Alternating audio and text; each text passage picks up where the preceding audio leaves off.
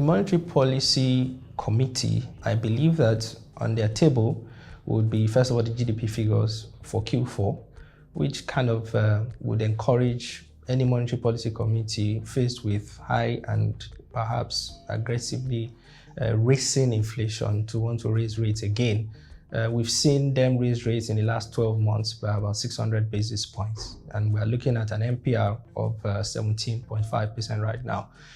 In that period also, we saw them raise the cash reserve requirements by 500 basis points. And in that period, I must mention, they also undertook, with or without the permission of the Monetary Policy Committee, I must say, but we saw them undertake a severe demonetization policy, which sort of biased our expectations, I must say.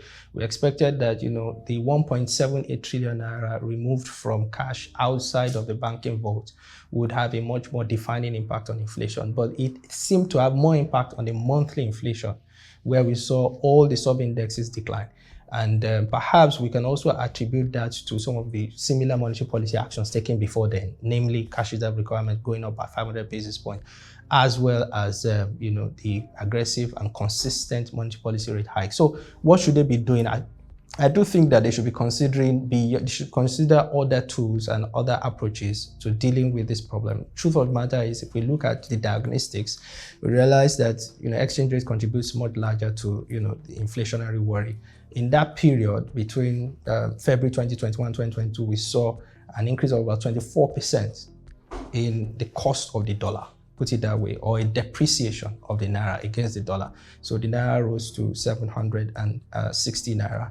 The same way, I think the diesel price also contributed to, we saw a 180% rise on a year-on-year basis in the cost of diesel. I do think that these are perhaps the most pragmatic way to address the inflationary worry is to deal with these problems frontally.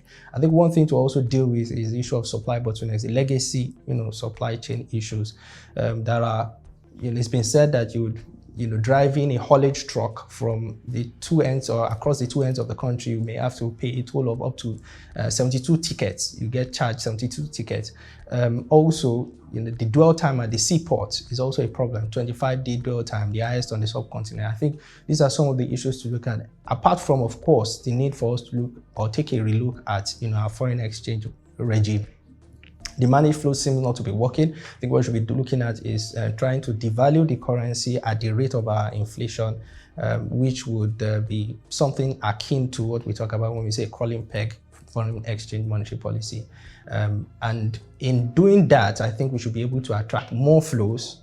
And at the end of the day, we should see an appreciation in the long term. So I think those are some of the things the CBN and perhaps the authorities, if not just the Monetary Policy Authority, the authority should be looking at.